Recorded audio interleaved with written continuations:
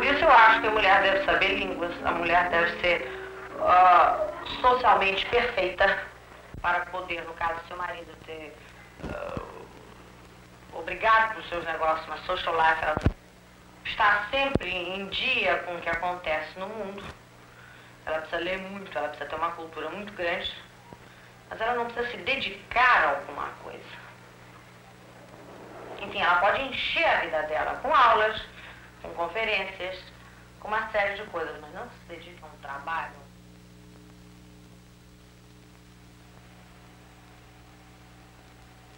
Eu acho que a minha educação foi rígida e foi boa. Eu acho que isso que você faz menina ou menino tem que ser educação rígida, né? Porque educação é um controle. Se você não aperta, isso tem tudo. Os princípios são evidentes. Eu acho que é necessário esse negócio de muita liberdade, em nenhum sentido, geralmente não dá boa coisa. Bem, eu acho que foi uma educação boa, mas é o tal negócio, no sentido de educação do colégio, um pouco assim de menina de elite, que com um código de moral talvez um pouco rígido demais.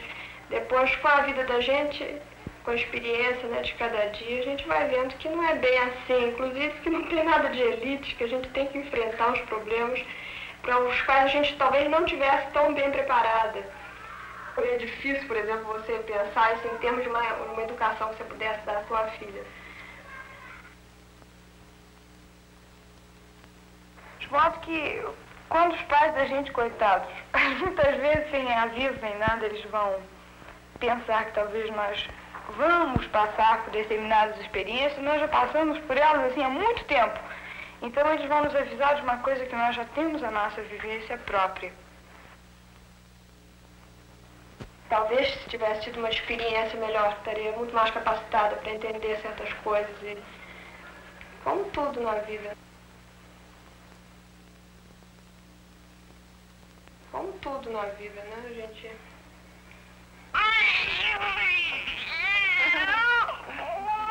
Exorcizo Deum de Spiritus in nomine Patris, et Filii, et Spiritus Sancti, ut exeas et recedas, abac famula de Andrea.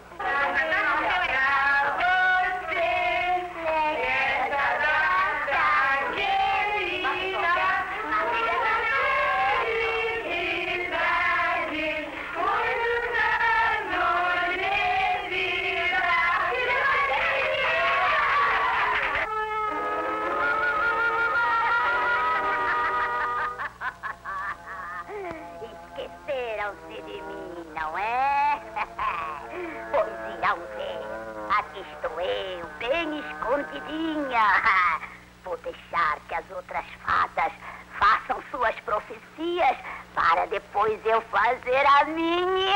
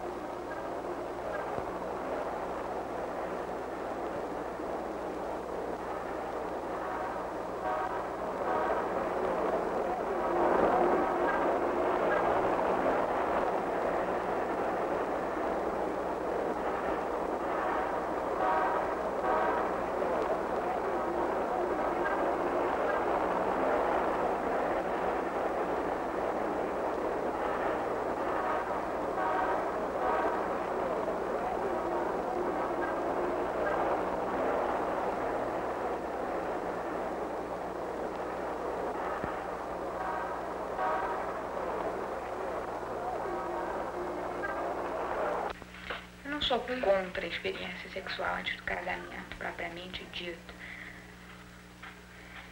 Olha, eu acho o seguinte, eu acho que namoro é uma fase de construção, em que você tenta ver as possibilidades de construção com uma determinada pessoa. Então, na medida em que você vai construindo uma certa adequação psicológica, o contato sexual vai entrar como uma própria consequência daquela interação entre duas pessoas, e ao mesmo tempo que é consequência daquilo, e portanto você tem direito àquilo, vai ser um fator que vai consolidar toda aquela adequação, toda aquela construção entre as duas pessoas, entende? Porque a experiência sexual é tremendamente integrativa.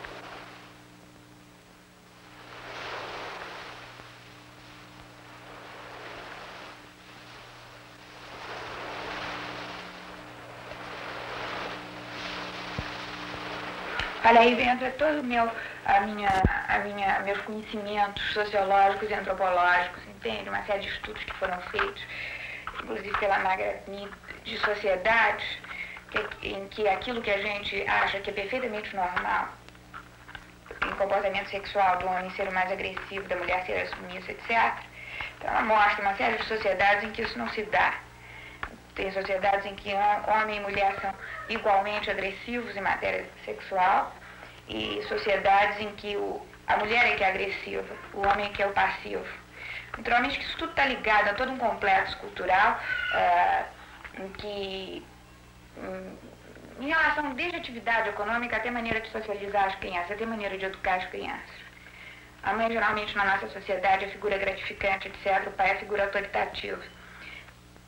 Eu acho que toda a vida deve ser um pouco moral, não digo intelectual, digo mais moral. Você deve ter um pouco de coisa dentro de você.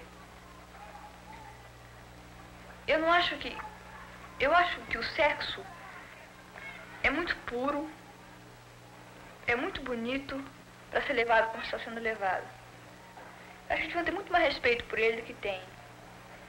Esse pessoal considera o sexo, sei lá, uma coisa normal, como beber um copo d'água. É normal como beber um copo d'água. Mas você não vai beber um copo d'água sem ter sede, né? Você pode ter traumas incríveis, entendeu? Por causa de uma certa coisa. Você tem que ser bem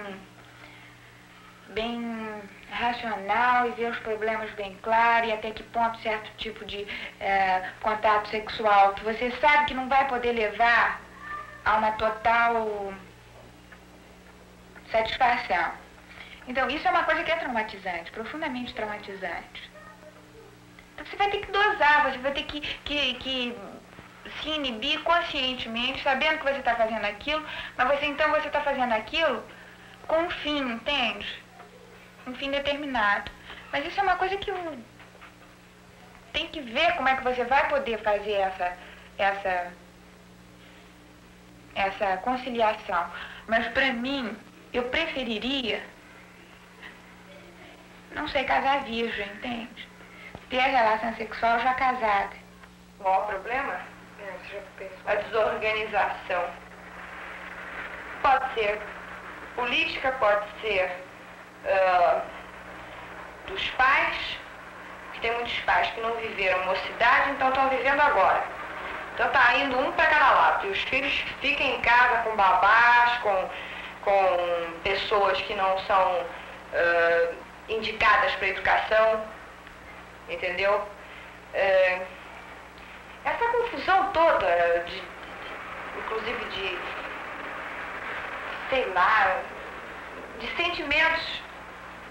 Eu sou uma pessoa que eu hoje em dia sei o que quero, mas em relação à minha vocação. Mas o amor eu não sei. Eu tenho medo de gostar de um homem. Entendeu? Eu tenho medo de gostar de um homem, tenho medo de me entregar a uma pessoa e essa pessoa me empregue mal. Você entende? Porque eu tenho ainda muita pureza dentro de mim.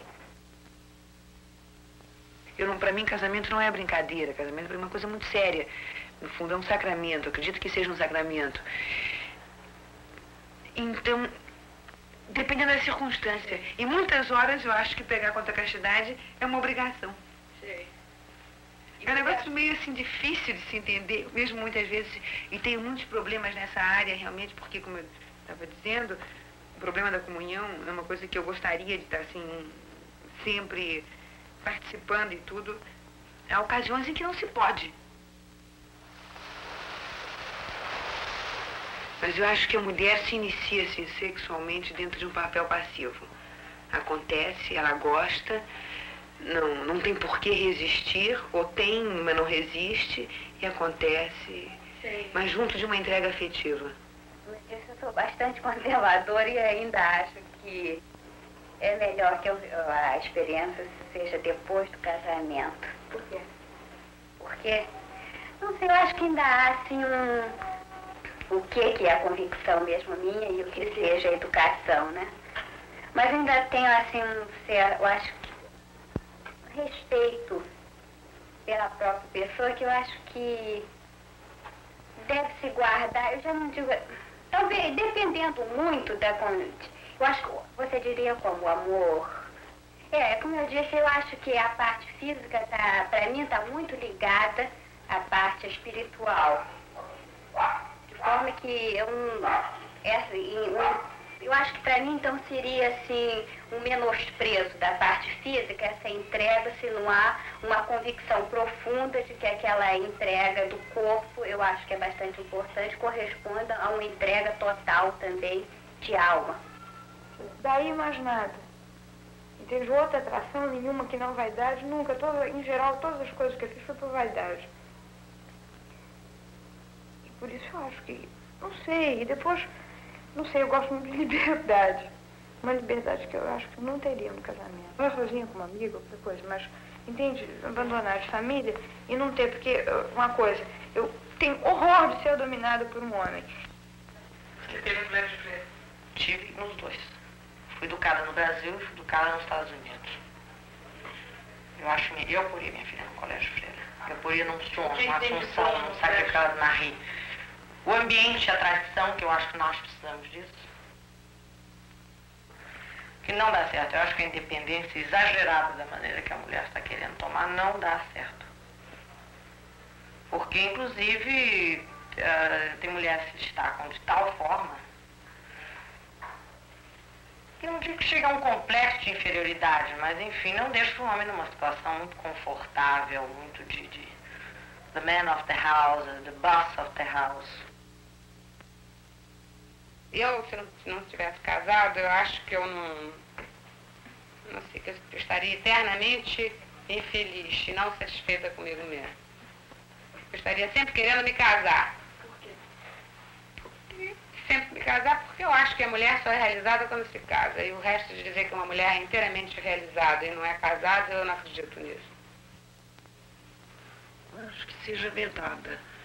Quer dizer, eu acho que as coisas acontecem. Você não precisa, assim, pôr regras para as coisas. Se tiver de acontecer, acontece, não importa isso. Entende? Agora, é um pecado, quer dizer, se acontecesse com você, você viveria. é uma pena. Não viveria porque não aguento. Mas viveria o pecado. Ah, isso sim. Porque há horas em que você faz as coisas normalmente. Naturalmente. E você, a virgindade significa alguma coisa para você? Não, nada.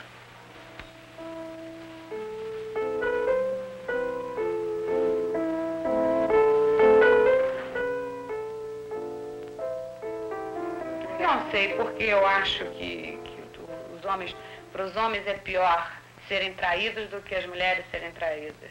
Para eles é muito pior. Eu não admito a traição. Eu acho que se uma pessoa, como eu disse antes, uma pessoa não quer mais a outra, se uma pessoa sente desejo por outra, é que não sente por aquela que ela sentia antes, a mesma coisa que sentia. Então tem a obrigação de expor o fato a outra pessoa e terminar tudo que eles têm. Ou então que ele ajude, ou ela o ajude a vencer o desejo, a situação. Ao meu redor, aquela coisa toda, e eu acho que a culpa não é da gente. Nós não podemos fazer nada. Fidelidade é uma coisa muito relativa. Você pode ser inteiramente fiel sexualmente, não ser emocionalmente e não ser psicologicamente. Ou ser assim, não fazer os atos, mas ter todo o pensamento e a vontade, a malícia de uma traição sem passar pela traição.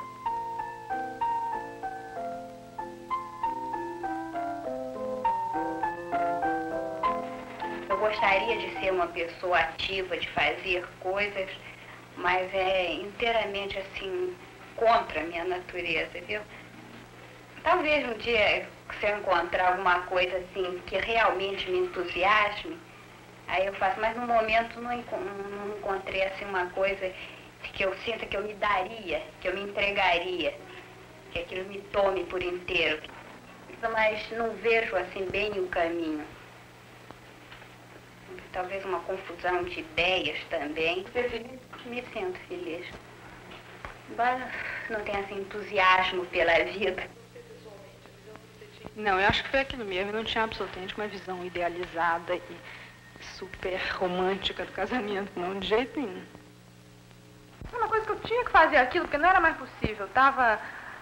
Eu me localizava naquela imagem do negócio do Moby Dick, assim, que você tinha que matar aquela baleia, porque senão você não ia pra frente. Não, eu realmente não quer dizer, me identificava com uma série de problemas, inclusive com todo, mesmo esse problema de incoerência, quer dizer, apesar de que talvez uma certa diferença, que é, eu, mesmo no tempo de ler entrevista e depois de comentar e tudo, evidentemente que eu sinto uma série de incoerências na minha vida, mas que, inclusive, eu acho que eu tenho a impressão que eu tenho mais consciência. Eu resolvi, assim, quase que, inclusive, aceitar minha ambiguidade em determinadas coisas e minha incoerência em determinadas coisas, porque eu realmente reconheço que muitas vezes eu não tenho...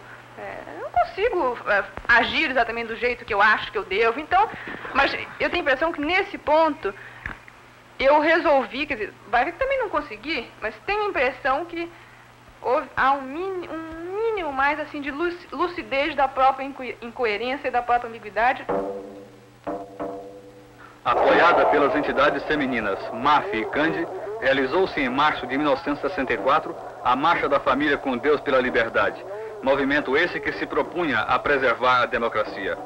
Com a deposição de João Goulart, a 1º de abril de 1964, implantou-se no Brasil um novo governo.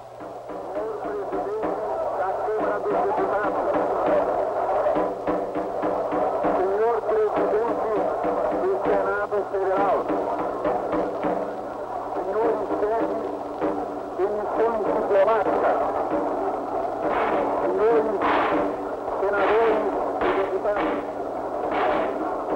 autoridades civis, militares e eclesiásticas, minhas senhoras, meus senhores brasileiros,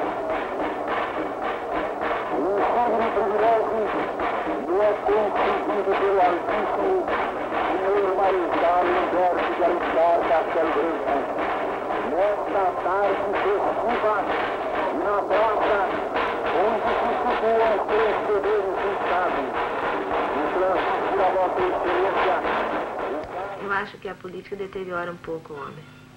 É um negócio muito construído. Eu sou, num certo sentido, eu sou muito realista. Se eu pudesse, assim, ser muito mais puras, muito mais naturais. Meio animais, entendeu?